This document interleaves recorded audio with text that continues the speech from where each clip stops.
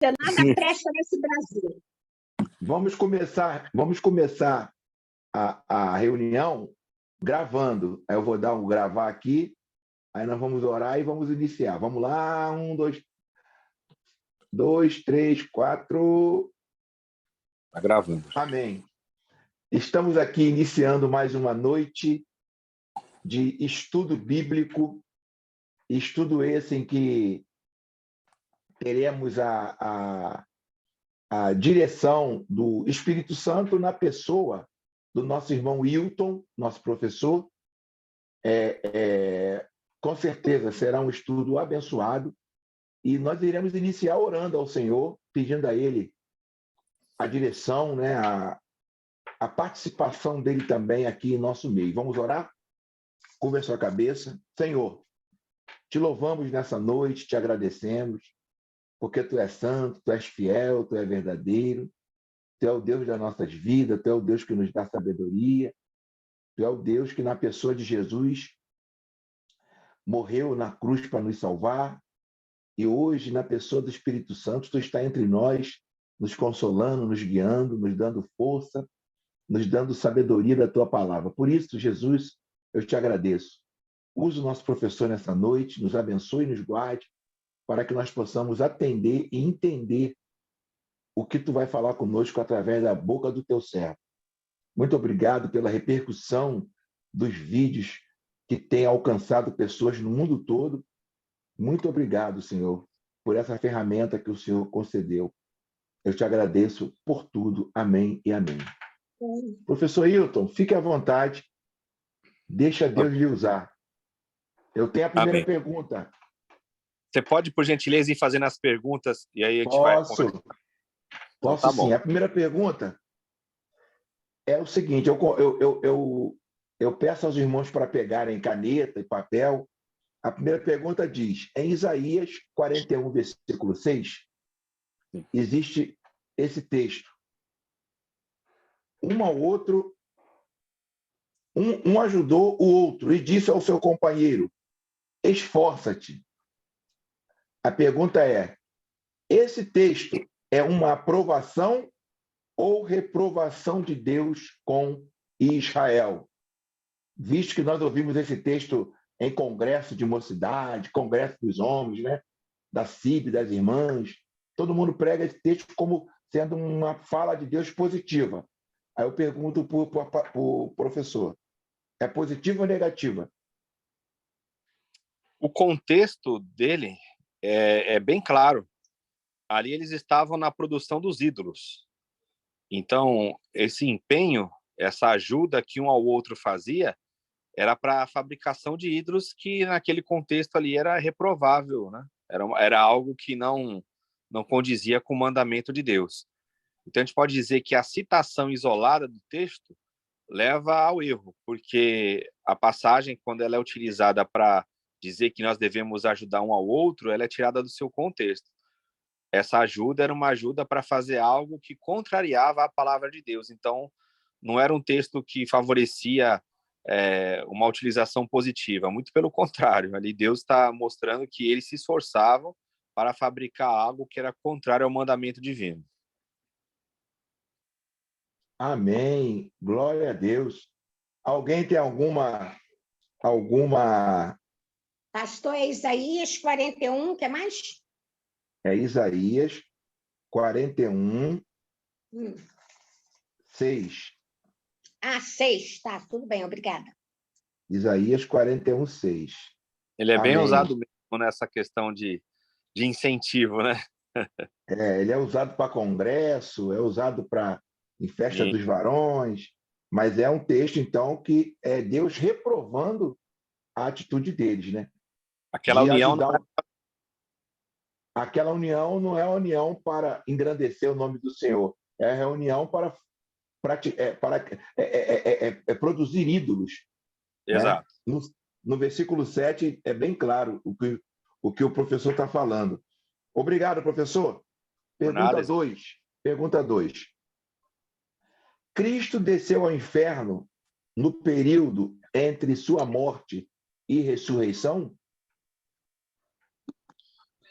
essa é uma grande discussão teológica em cima dessa expressão, né? Cristo desceu ao Hades.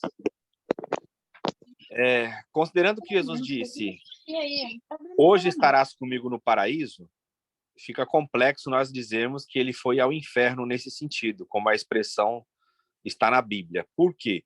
Porque a palavra inferno, ela tem vários significados. Então, quando o texto diz que Cristo desceu ao inferno, alguns comentaristas eles dizem que inferno ali significava sepultura. Então, ele desceu às partes mais baixas da terra. Essa é uma interpretação. Outra interpretação vai dizer que ele, de fato, ele foi ao inferno anunciar os espíritos em prisão, tudo. Então, assim, no campo teológico, esse é um tema que ele não é fechado. Vai muito da interpretação e da linha que uma denominação ou um grupo escolha seguir. Então, é um campo bem amplo esse. Eu tenho um material disso, uma discussão teológica sobre esse ponto, que coloca algumas visões. Depois do estudo, permitindo o senhor, eu lanço lá no grupo. Eu coloco isso e aí você vai ver lá. Então, tem alguns grupos que dizem que Jesus desceu às partes mais baixas da terra, ou seja, a sepultura, quando fala inferno, e outros vão dizer que ele foi ao inferno mesmo e levou cativo o cativeiro. Onde está escrito isso, Hilton? Você vai encontrar isso aí nas cartas de Pedro. Tá. Então, podemos dizer que isso é uma tensão teológica. Exato. Uma tensão teológica. Isso, exatamente. Tem várias tradições desde o cristianismo primitivo, tá? Isso é desde lá do início que tem essa tensão, sem dúvida. O texto que eu vou mandar ele é bem detalhado. É do Heber Campos, o pai, né? Heber Campos pai, lá, o reverendo. Ele tem um estudo sobre isso. Tem até no site do César. O César também transformou em e-book.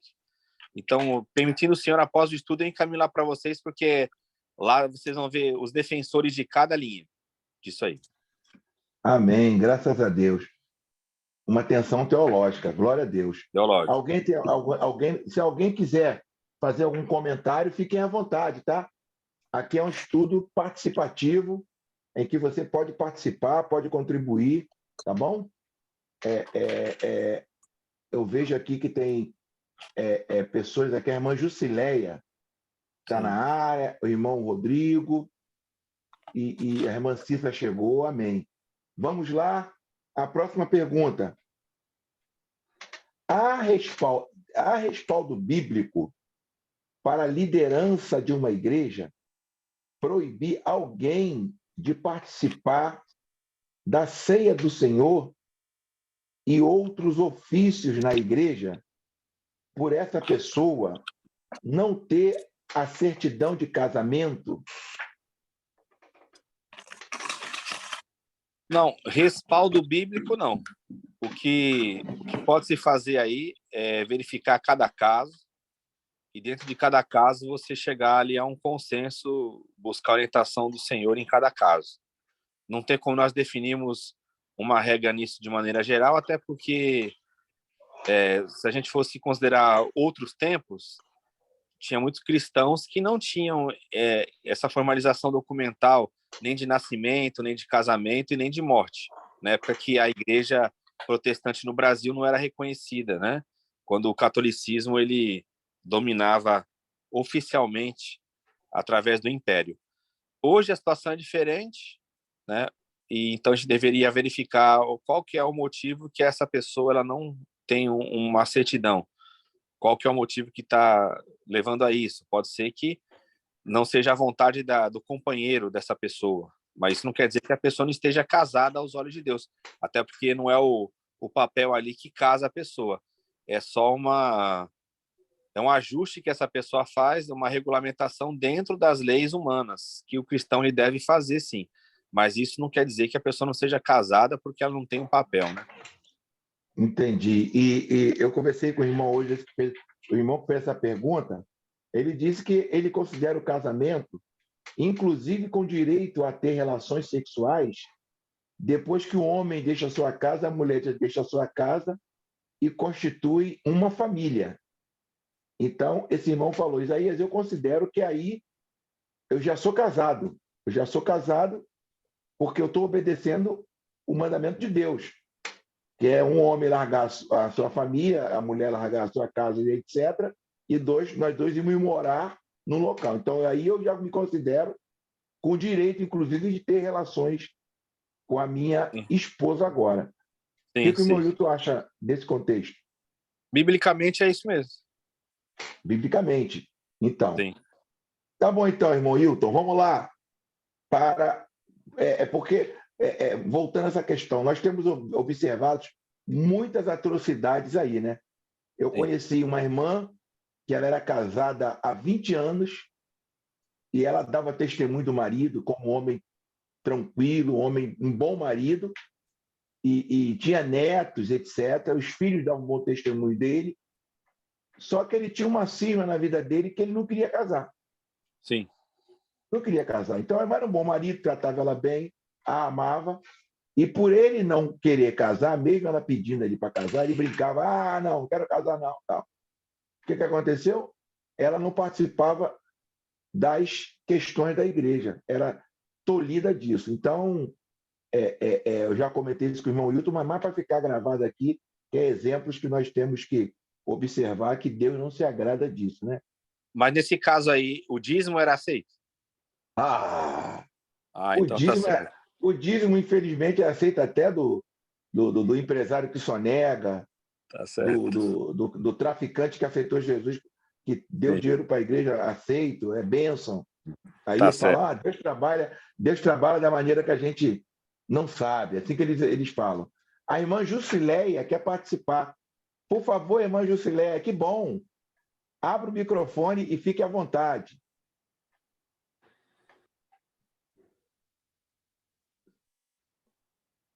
Só abrir o microfone, não estamos lhe ouvindo. Clique em cima do fonezinho.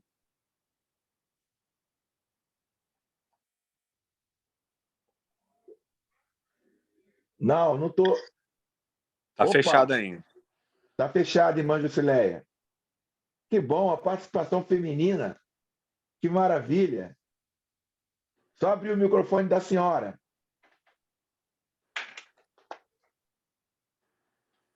Se não conseguir falar, ela pode escrever. Oi? Opa, abriu. Oi, Oh, abriu. meu Deus. Quase que eu não Pronto. consigo. Amém. Então, boa Glória a Deus. noite, a paz do Senhor para todos. Amém. A respeito desse assunto, eu vivenciei muito isso na igreja que eu congregava. Uma irmã, ela tinha esse problema. Ela era casada com o esposo dela, assim, né? Era pai dos filhos dela, porém, ele não queria casar. E, na época, ela queria participar das coisas da igreja, dos conjuntos, né? Departamentos, essas coisas assim, e ela era proibida. Ela não podia.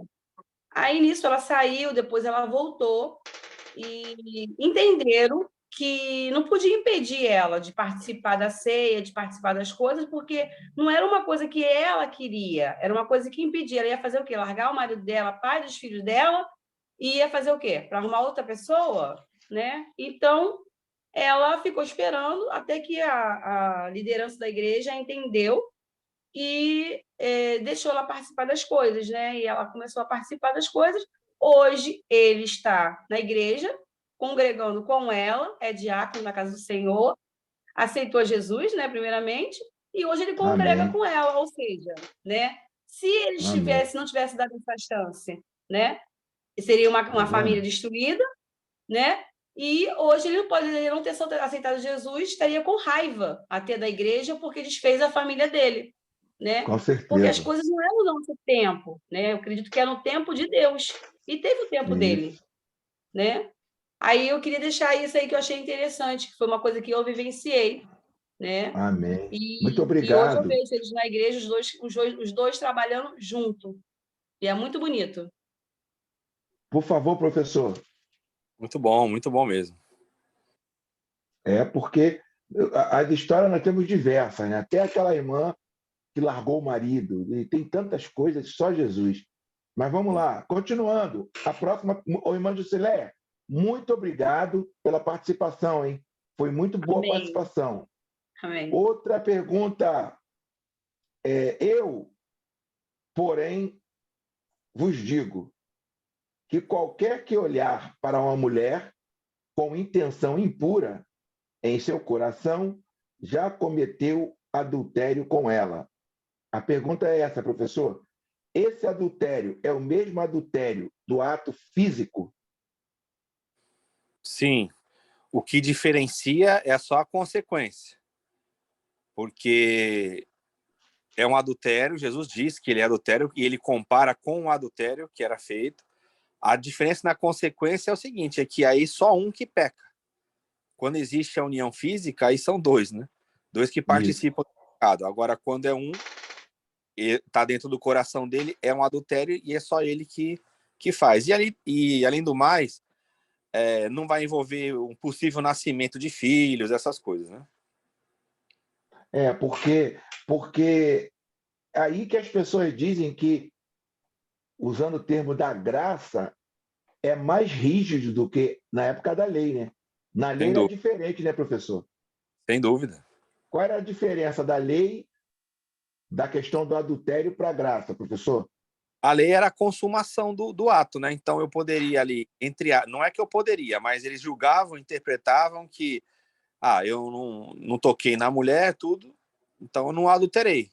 Mas por dentro maquinava as coisas, né? Agora, a graça não. A graça, ela vem para lançar tudo de forma transparente.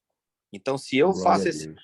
meu coração, mas eu não faço ele publicamente, diante de Deus, ele já está realizado. Rapaz, não é mole não. É. Amém. Vamos lá. Alguém quer comentar alguma coisa, fazer algum comentário? Nosso Papai Noel chegou aí. Nosso homem de Deus, João Carlos. Vamos lá. Eu queria pedir se alguém aí pode nos ajudar fazendo as perguntas, porque eu estou com as 5 aqui e não estou com um restante. Ver se o João consegue pegar as perguntas aí para nos ajudar. Vamos lá. Consigo não, Elaí. Consigo não. Vê se alguém consegue aí. Vamos lá. A quinta pergunta, professor. A depressão espiritual. A depressão é espiritual ou doença? E tem base bíblica? Porque hoje temos vivido um tempo de tantas pessoas doentes emocionalmente, professor. Essa a gente tem que analisar também cada situação, né?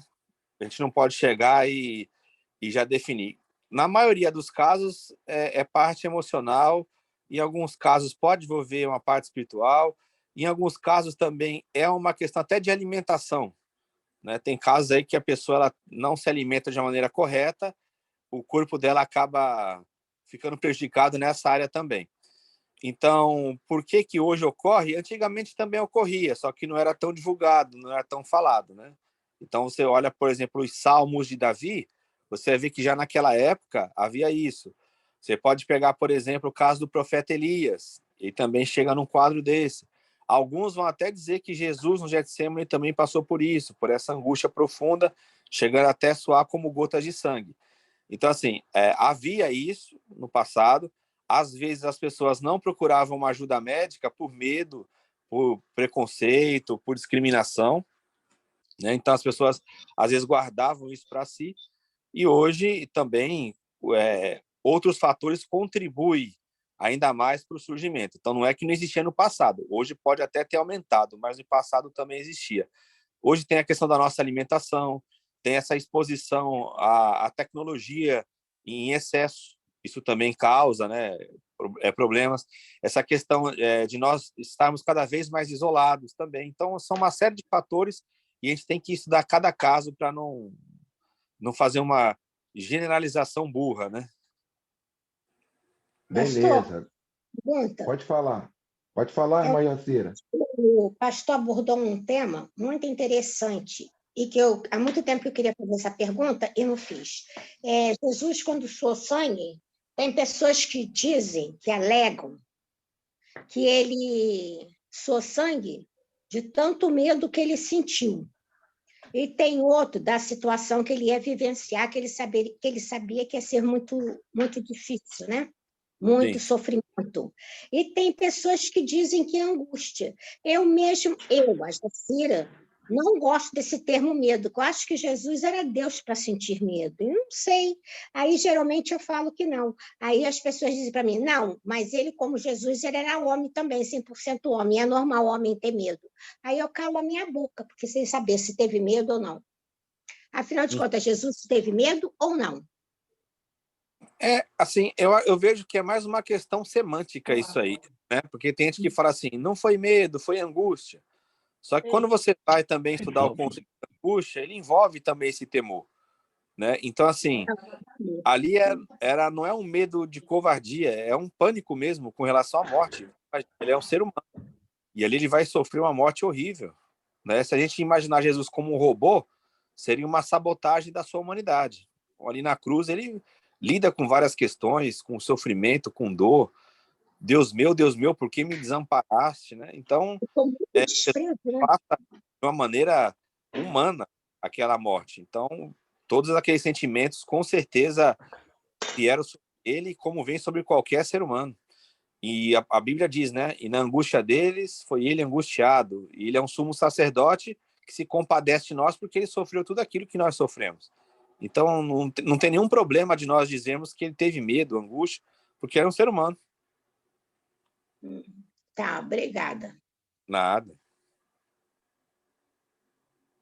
Amém. Vamos lá para a próxima pergunta. Alguém pode me ajudar aí?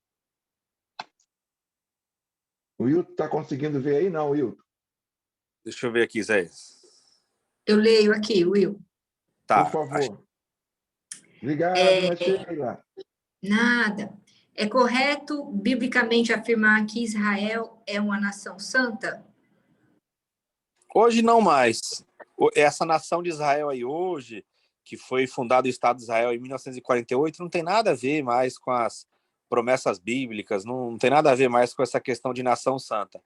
Hoje isso se atribui à igreja, né? A primeira carta de Pedro, capítulo 2, verso 9, e em diante explica isso. Então, a nação santa hoje, aos olhos de Deus, é a igreja, que é constituída de judeus e gentios.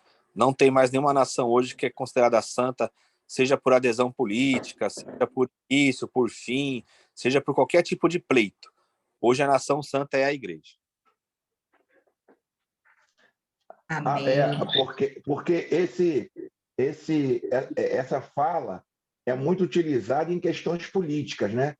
Essa Sim. fala para dizer que a Noruega é santa, que o Brasil é santo, que, né? E Israel é muito utilizado com essa questão política. Mas obrigado, professor. Por favor, irmã Sheila. Que o Brasil também é o celeiro do mundo. Já ouviu falar nisso? Até os espíritos.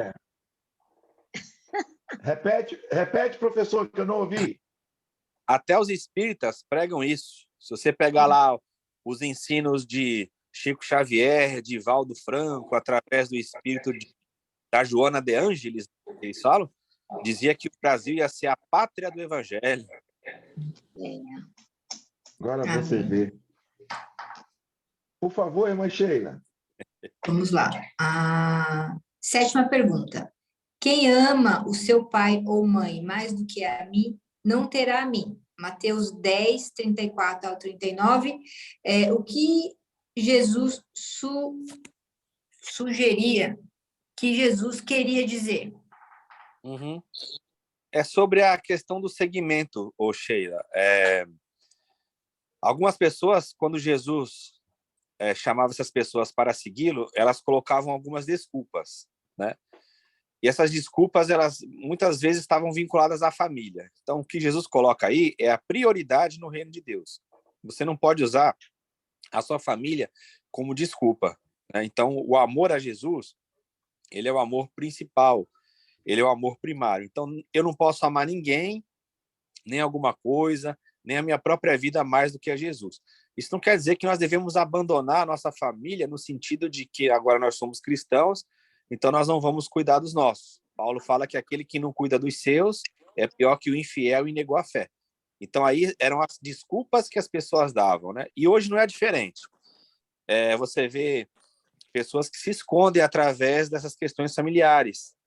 A gente lá em Xerém lida muito com isso. Tem muitas pessoas que chegam para nós e falam assim, olha, queria ir me reunir com vocês, eu tenho vontade de viver o evangelho dessa forma, mas a minha esposa não aceita isso. Então, não é que a esposa não aceita, é que a pessoa não tem coragem, às vezes, de romper com vinculações denominacionais, com estruturas religiosas, e ela acaba colocando a desculpa num cônjuge, num parente, num filho, né? Então, a gente vê isso aí. As pessoas lançavam isso para Jesus. Ah, primeiro eu tenho que cuidar dos meus pais. Ah, eu comprei uma terra, eu tenho que ir lá vê-la. Ah, porque eu tenho um filho novo. Então, é sempre essa desculpa. Então, Jesus fala, se você amar o seu pai, a sua mãe, a sua esposa, os seus filhos e até você mesmo mais do que a Deus, mais do que a Jesus, você não é digno do evangelho. Amém. Muito bom isso aí, hein? Muito bom. Por favor, Vamos lá, amada oitavo. irmã Sheila. A irmã Sheila tem voz da locutora do aeroporto. Não tem, ó? Voo com destino a Nova York. É ela, Milton. Acho que é ela, hein? Ela trabalhava na operações, sabe tudo disso. Tá, então, apertem os cintos aí, então. Oitavo. Se esperamos em Cristo só nessa vida, somos os mais miseráveis de todos os homens. 1 Coríntios 15, do 19 ao 34. O que o Paulo quer nos ensinar? O contexto aí é o contexto da ressurreição, né? 1 Coríntios 15 é um capítulo que trata da ressurreição. Então, não é que a gente não possa esperar por Jesus também nessa vida, né? Ele fala somente. Se você esperar somente nessa vida, você é o mais miserável dos homens. O sentido é o seguinte, é que nós temos que contar com Jesus como nosso Salvador, não somente nessa vida, mas na vida futura. Então, a nossa existência não é só vinculada aqui. Então, como eu falei, Paulo está falando do contexto da ressurreição. Então, ele está falando, olha, Jesus é o nosso Salvador aqui e ele vai nos guiar de uma forma segura para a vida eterna, para uma vida imortal. Algumas pessoas aplicam na questão de...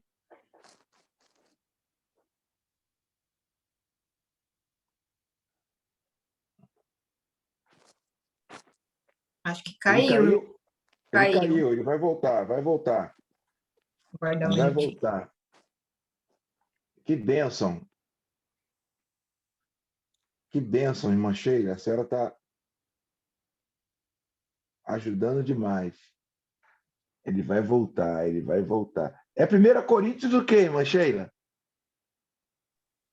É o 14. 9 Voltou. É o 15 o quê? 15, do 19 ao 34. Ah, tá. Oi. Obrigado. Estão me ouvindo? Pode continuar. Estamos ouvindo. Tá, voltou, caiu aqui. Então, gente, eu estava comentando que algumas pessoas elas pegam essa passagem para fazer uma contraposição com a questão da teologia da prosperidade, né? Das pessoas que falam de Jesus somente agora e não se preocupam com a vida eterna.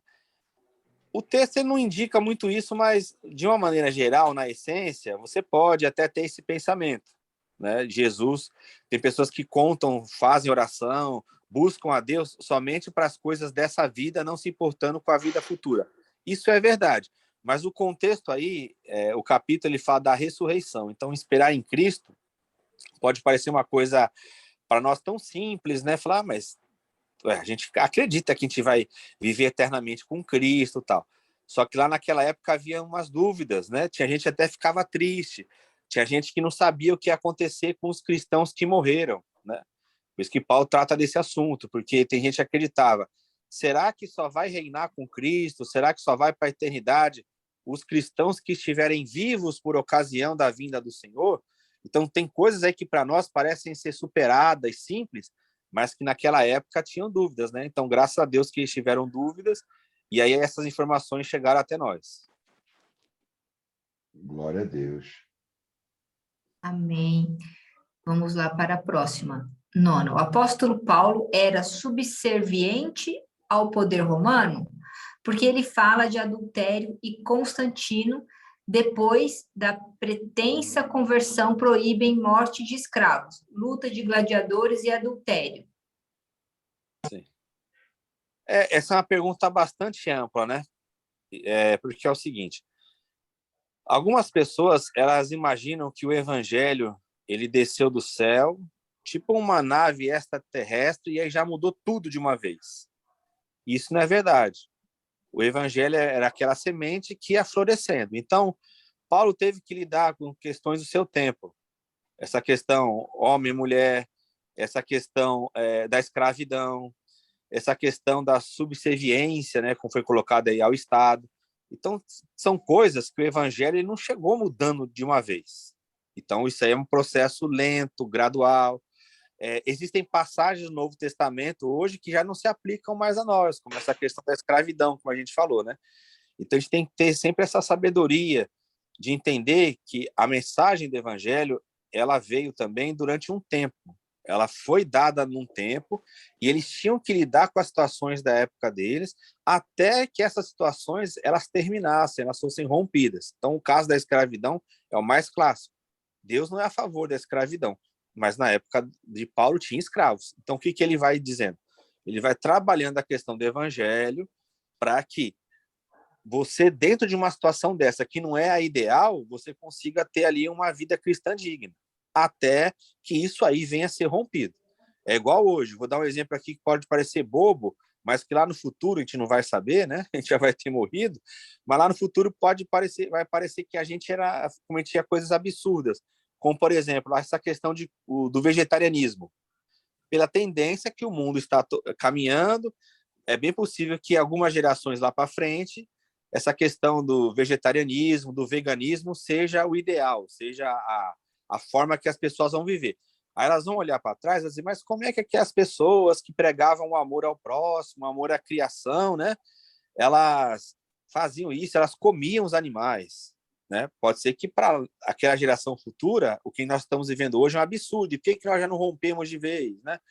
A questão de passar os filhos a Moloque, lá no sacrifício que tinha no Antigo Testamento. Você fala, caramba, como é que as pessoas ofereciam os seus filhos? Hoje é impossível a gente imaginar isso. Aí tem outra pessoa que fala, não, tem uns rituais satânicos que as pessoas oferecem aos filhos. Então, assim, existe um avanço que ele vai sendo feito ao longo do tempo. Então, a gente tem que saber fazer essa leitura bíblica. Por Paulo falar sobre o assunto, não quer dizer que na mentalidade de Paulo, ou de Jesus, né, ou de Pedro, eles eram a favor daquilo. Mas não. Eles têm que trabalhar até que o evangelho vá chegando e vá conquistando o coração da humanidade, ao ponto de nós vivemos a plenitude disso, né? Muito bom, muito bom. Muito bom, irmão Hilton. Amém. Por favor, irmã Sheila. 10ª pergunta. Dionísio e Orfeu estavam na mesma categoria de Jesus? Para quem não acredita em Jesus Cristo como sendo o Filho de Deus, não acredita na inspiração da Bíblia, não segue a fé cristã, pode-se dizer que sim. Para quem considera Jesus como um mito, ele vai estar na mesma categoria desses deuses, dessas mitologias, né? É uma questão da fé. Amém. 11ª.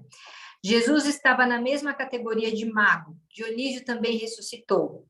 Na realidade, tem uma afirmação. É os mitos. Você vai encontrar nos mitos dos povos passagens, histórias que são semelhantes aos personagens bíblicos. Então a pessoa fala, você acredita em um, não acredita em outro? Então é aquela mesma questão, a gente vai achar pontos em comum em várias tradições, em várias culturas, em várias religiões. Então é uma questão da fé. Nós somos cristãos e acreditamos na veracidade da palavra de Deus, né? Amém. 12. Existiu um grupo de mulheres chamado Moiras. Moirás, não sei como pronuncia. As moiras, é a mitologia de novo, a mitologia grega. Eram as 3 mulheres lá que eram responsáveis pelo destino da pessoa, né? Na mitologia, elas ficavam segurando lá o fio. Então, quando elas cortavam o fio, você morria. Então, é o fio da vida, né? Era uma forma mitológica lá dos gregos, das outras culturas, de contar essa questão da vida. Como eu falei, para quem acredita nisso, nesse mito, a pessoa vai chegar e vai dizer que ela acredita dessa forma, uma questão de fé. Nós, somos cristãos, achamos que isso aí foi uma mitologia que eles criaram para tentar explicar o significado da vida, mas que para nós não tem valia, porque nós acreditamos na palavra de Deus, né? Irmão Hilton, quem deve ser bom nesse contexto aí, tu sabe quem é, né? É o Brian, né? O Brian. O Brian. Sem dúvida. O Brian, nessa questão de Grécia, mitologia grega, exatamente. Mitologia grega, ele está fazendo pós-doutorado lá agora, né? Ele está na França fazendo pós-doutorado e está fazendo doutorado em Coimbra, Isso, nessa área também. Agora você vê que loucura. E sem dúvida. é uma viagem louca. E a Bíblia, Paulo pegou todo esse contexto, né? Exato. De Zeus, dos epicureus, né? Paulo, Estoicos, isso. estoico, Paulo vivenciou, inclusive ele cita na Bíblia textos de Dos poetas filósofos, deles, exato. dos poetas dele. Muita gente não sabe disso. Que Ele Paulo fala cita lá. na Bíblia, né? Então, Sim. que maravilha. Quer dizer, isso influenciava muito aquela comunidade nessa época, né, mano? Isso é chamado, Isaías, de approach, é o ponto de contato. Ele pega ali um ponto de contato e traz o evangelho, né? É uma sabedoria que Paulo tinha, sem dúvida. Bênção. 13. Em Atos 16:30, a pergunta foi espiritual ou foi uma pergunta relacionada ao bem-estar físico? Qual que seria essa passagem? Alguém pode ler aí? Eu vou ver aqui. Crê no seu Jesus? Será salvo Atos da tua casa? 16:30, diz assim a palavra do Senhor.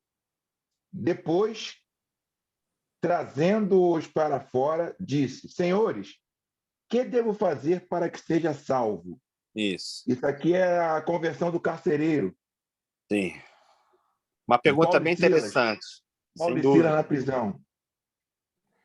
Primariamente, era um livramento físico, sem dúvida.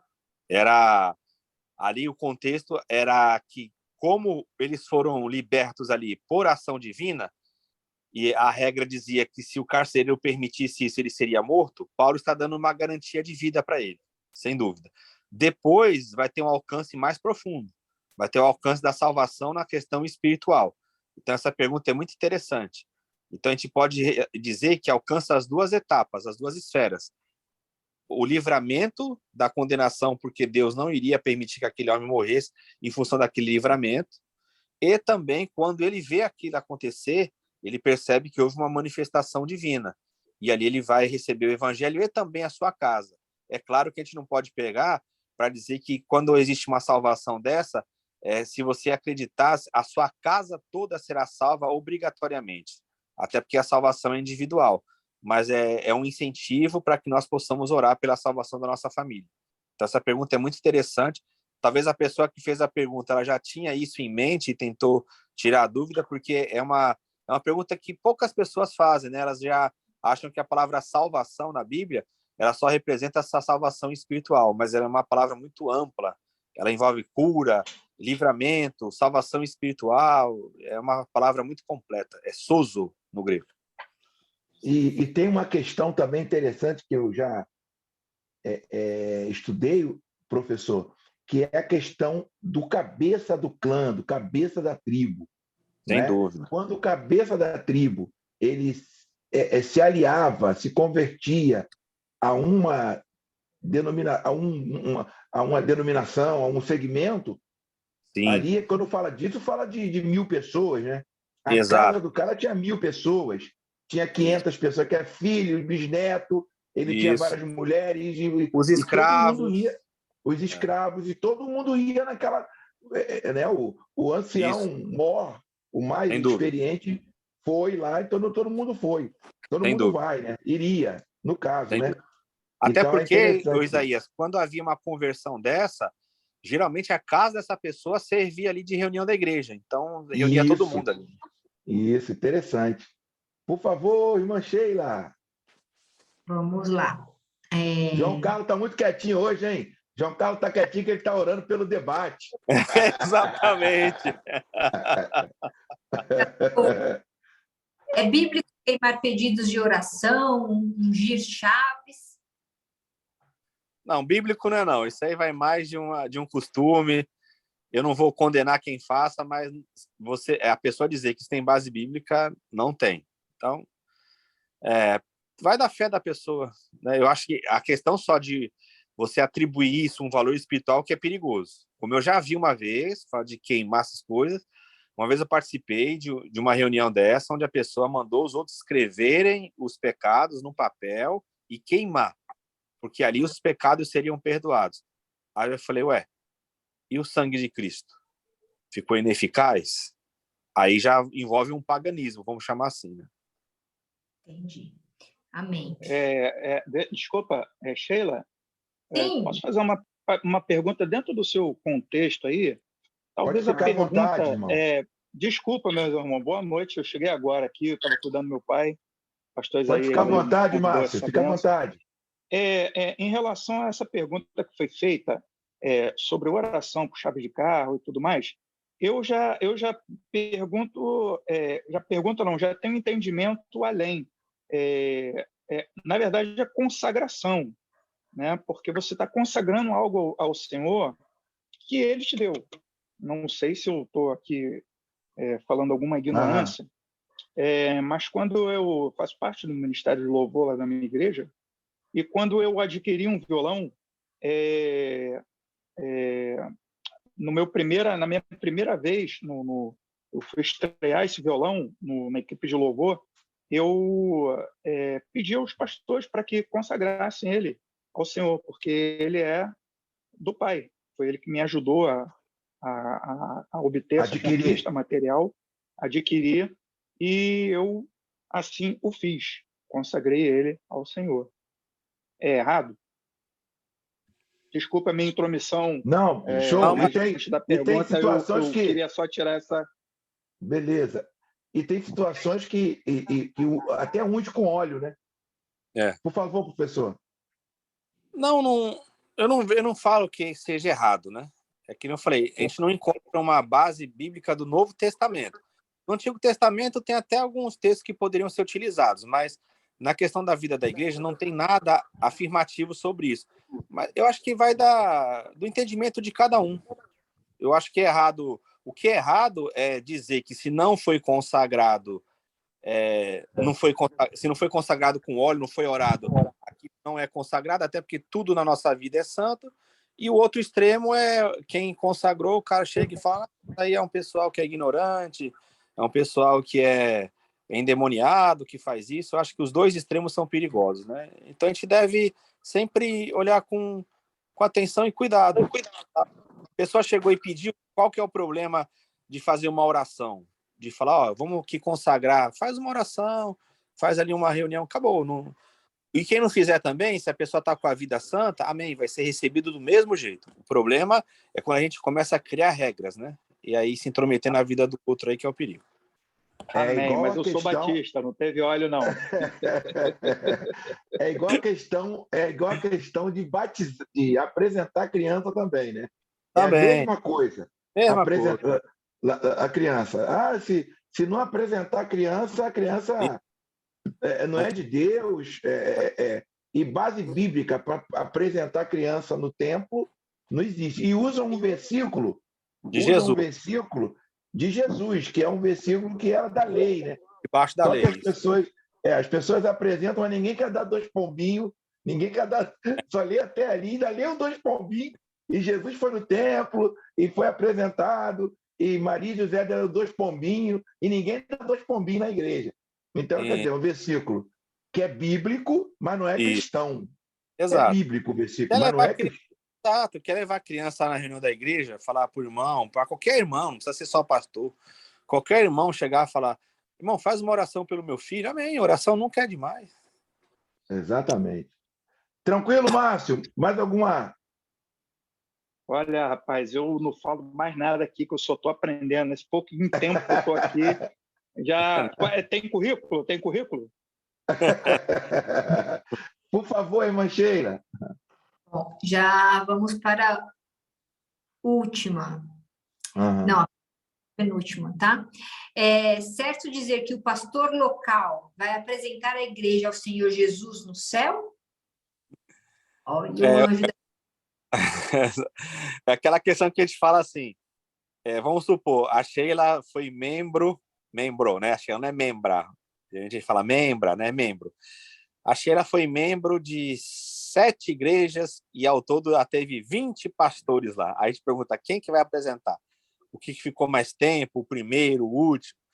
Quando a pessoa cita isso, é que ela está fazendo uma referência a um texto de Hebreus, né?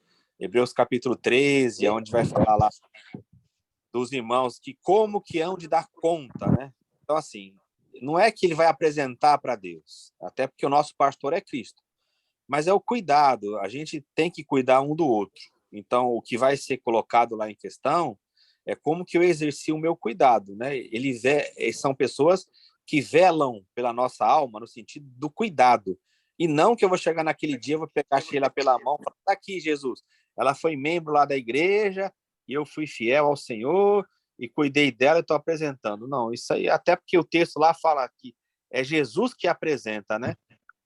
Efésios 5, para apresentar a si mesmo, igreja gloriosa, sem mácula nem ruga. Ele é o pastor que chama as ovelhas e cuida das ovelhas. Nós somos co-ajudadores, né? Nós ajudamos o Senhor Jesus nesse trabalho. Espera aí, João Carlos. Tem alguém na tua frente aqui que é o Alexandre ou a esposa dele. Sim. Por favor. Sou eu, a esposa. Pode perguntar, irmã. Eu queria tirar uma dúvida a respeito de um entendimento de uma passagem sobre a Santa Ceia.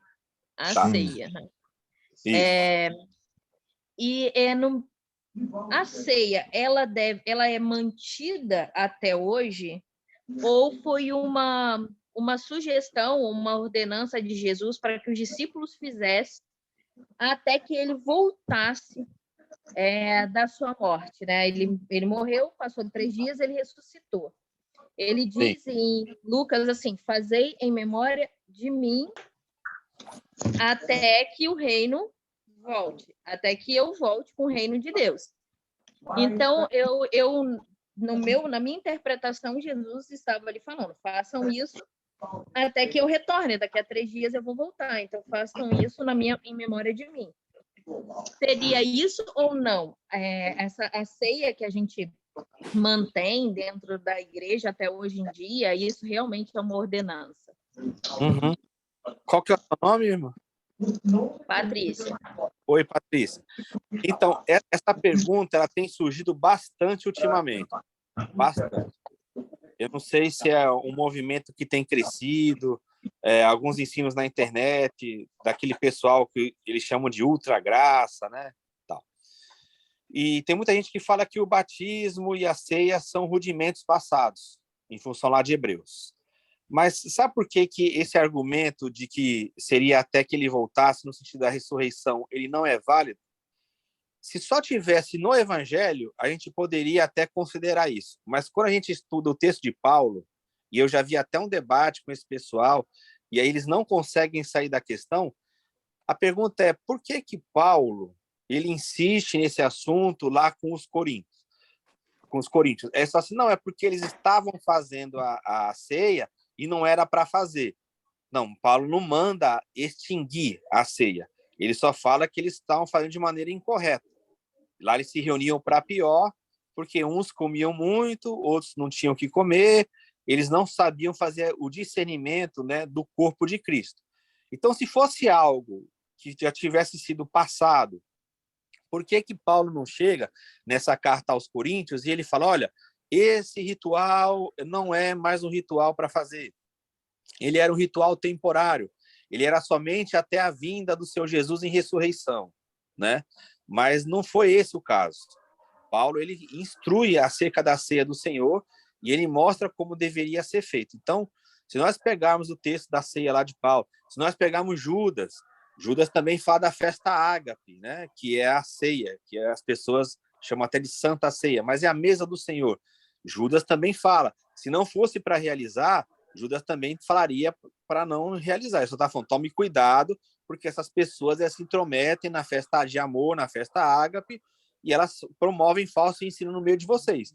Então, por que essa reunião ela tinha essa atenção? Porque era a reunião da igreja, era feita no primeiro dia da semana, eles se reuniam ali para comer, eles se reuniam ali para falar da palavra do Senhor, para ter um compartilhar, cada um levava uma coisa, um tinha salmo, outro tinha doutrina, e tinha um momento da reunião onde eles faziam a ceia, né? Então, tinha a parte da comida, onde eles se alegravam, e tinha a parte especificamente dessa lembrança. Então, o que eu deixo para você é o seguinte: se fosse um mandamento temporário que Jesus estivesse dando, então também ficaria muito estranho, porque ele ia dar um mandamento só de 3 dias, né? Faz isso até que eu volte. Então, seria algo assim tão rápido. Ele precisava dar instruções, mas mesmo que fosse, por que que Paulo não acaba com isso quando ele trata do assunto, né? Então, eu acredito, e diante dos textos bíblicos, que a questão não era algo temporário, era um problema que estava ocorrendo nas igrejas com a discriminação. É uma divisão que havia entre os pobres e os ricos. Tinha gente que se embebedava, comia muito, e outros passavam fome. Então, Paulo fala assim, ó, se você tiver fome, come em casa. Então, veja que é um ato contínuo. Ele não fala assim, não, pare de fazer isso, não se reúna mais dessa forma, isso aí já acabou, isso era algo do passado, a gente agora evoluiu e não tem mais. Ele não interrompe. E nem o autor aos Hebreus fala sobre isso também. Geralmente ele fala, tá lá nos rudimentos. Aí você fala, tá lá em Hebreus 6? Não está. Tá bom? Entendi. Tá, Amém. ok, obrigada. Bênção. Ó, tem o João para fazer pergunta, mas tem a irmã Jusileia também. Eu estou amando hoje a participação das mulheres, João. Hoje as mulheres estão que estão. Por favor, irmã Jusileia. Deixa a irmã pedir primeiro, falar primeiro. Eu vou ser rápida. Na questão do pastor, né, da oração, eu cada vez eu vejo que eu não sei nada e o que eu aprendi tudo errado. Então, quando o pastor fala que ele paga um preço, né, como foi dito aí, que não é bem assim de dizer que o pastor vai apresentar ao Senhor a igreja, né? Até parei aí para pensar. Realmente, às vezes as pessoas pulam muito de igreja, né? Então, assim, quem vai apresentar, né? Quem ficou mais, quem ficou menos, como o pastor falou. Agora, às vezes também eu ouço muito falar da questão assim, porque eu pago um preço por você. E eu já me questionei muitas vezes sobre isso quando eu ouvi alguns pastores falando isso. E eu falava, mas você não paga preço nenhum por mim, porque quem pagou preço por mim, preço de sangue, foi Cristo. Que preço que paga? Isso é correto quando o pastor fala isso? Que ele paga um preço mesmo, ou não paga um preço, ou o preço já foi pago por Cristo na cruz? O que acontece Irmão Hilton, ele é a autoridade espiritual. Irmão Hilton, ele é a autoridade espiritual dela. Exato. Ó, eu vou falar uma coisa aqui, depois eu vou falar outra, e a segunda que eu falar vai escandalizar. Mas... Ai, meu pai. O preço já foi pago na cruz, Jesus já pagou todo o preço. O que acontece com aqueles que formam Cristo nas pessoas é que eles sofrem. E aí as pessoas têm dificuldade com isso. Paulo fala lá, né? Meus filhinhos, por quem de novo sinto dores de parto, até que Cristo seja plenamente formado em vós. Gálatas capítulo 4, verso 19. Então, o formar Cristo dói. O formar Cristo envolve sofrimento. Então, nesse ponto, aqueles que são mais maduros, quando eles vão formar Cristo nos irmãos, mas não é em questão de preço ser pago por Jesus. E agora o que vai escandalizar é o seguinte: a funcionalidade pastoral, de mestre, de evangelista, ela é uma funcionalidade temporária no local. Por quê? O texto de Efésios 4:13 fala assim: até que todos cheguemos à maturidade, à estatura de varão perfeito. O que é o até? Lá no verso 11 do capítulo 4 de Efésios, ele apresenta aquele grupo, apóstolos, profetas, evangelistas, pastores e mestres. Eles vão trabalhar na edificação do corpo para a obra do ministério, ou seja, para o serviço de cada membro, até que todos cheguem na maturidade. Quando todos chegarem na maturidade, a funcionalidade deles está dispensada, não é mais necessária naquela localidade. Aí eles têm que formar Cristo em outro local, entendeu? Nós só precisamos desse apoio, fornecer esse apoio, até que as pessoas sejam maduras. Quando elas são maduras, elas já não precisam mais desse trabalho. Aí mata tudo, esse sistema que tem aí hoje. Quando é que a gente sabe que a pessoa é madura? Verso 14. Para que não sejais mais meninos inconstantes, levados em roda por todo o vento de doutrina. Então, quando você forma alguém maduro, ele já não é mais levado em evento de doutrina, ele já trabalha na edificação da igreja, ele já não precisa do trabalho pastoral, de mestres, tal. Lá na igreja, eles vão mesmo se alimentando. Aí Deus faz com que aquela pessoa que era ensinada, ela passe agora a ensinar com a vida e vai convivendo, e aí você não tem mais essa funcionalidade. Por isso que Paulo, ele como apóstolo, ele rodava as igrejas, deixava os irmãos mais maduros e ensinava os irmãos. Amém. Entendi. Gente, o horário chegou. Que horas tem aí, por favor, Hilton? 22h04.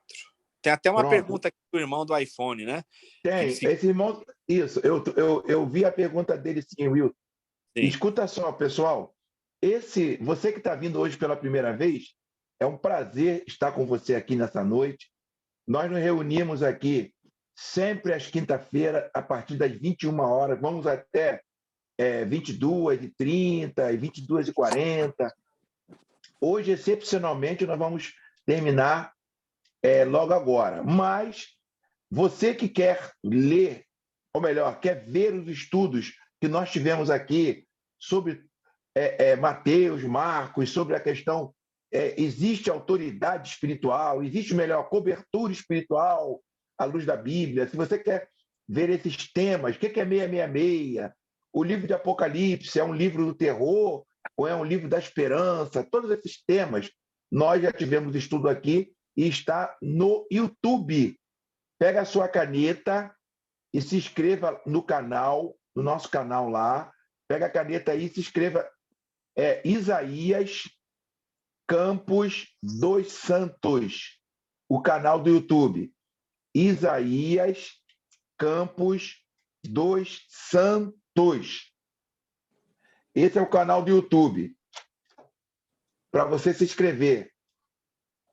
Lá você vai ver esse estudo aqui, vai estar lá, de perguntas, e o outro que se passou também, outros 2 passados também estarão lá.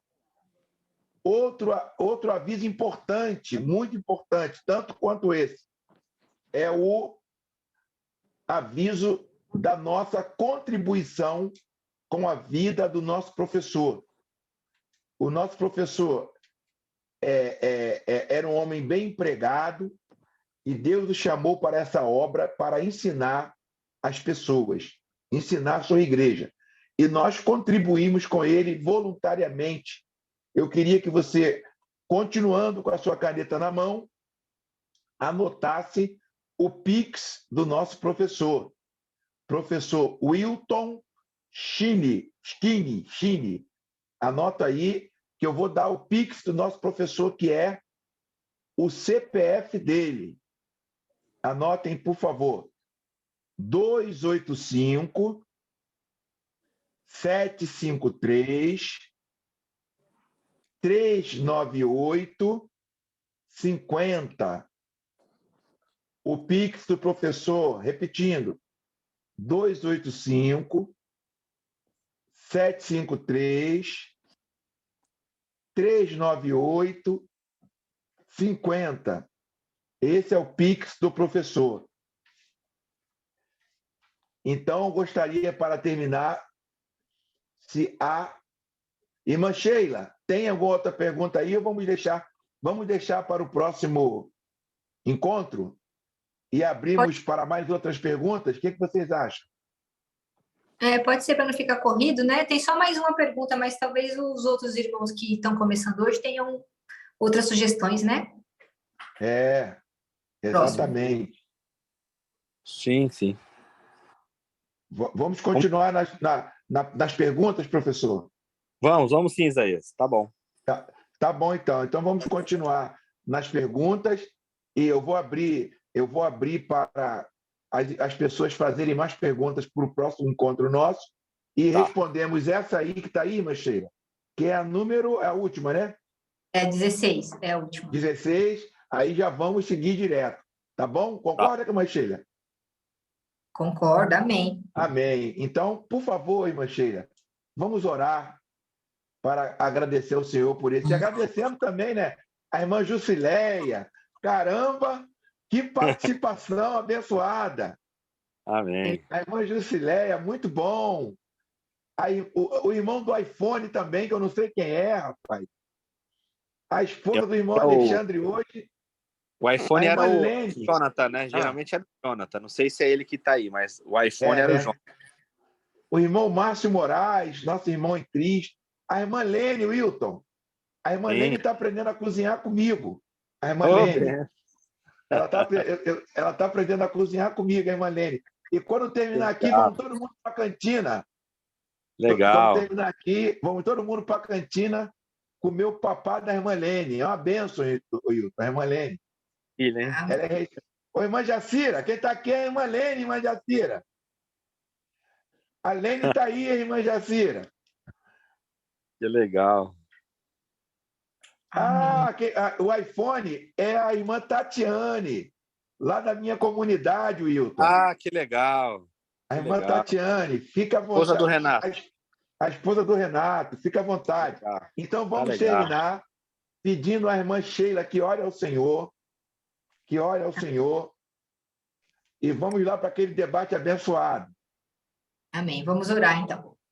Senhor, meu Deus, misericordioso, agradecemos a Ti mais essa oportunidade de aprender Sua palavra e internalizar aquilo que vem de Ti, Pai.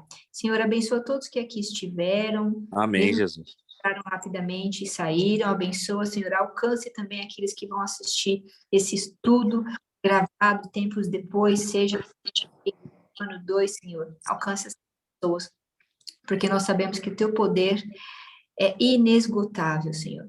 Obrigada, Senhor, pela vida do irmão Wilton, do pastor Isaías, das irmãs que estiveram aqui presentes hoje e que cooperaram e participaram. Cuida de todos nós, Senhor, que tenhamos uma noite abençoada e um fim de semana maravilhoso na Tua presença, Pai. Eu te peço e desde já te agradeço, em nome de Jesus. Amém. Amém. Amém. Vamos para a cantina. Vamos para a cantina. Amém. A paz. Amo vocês.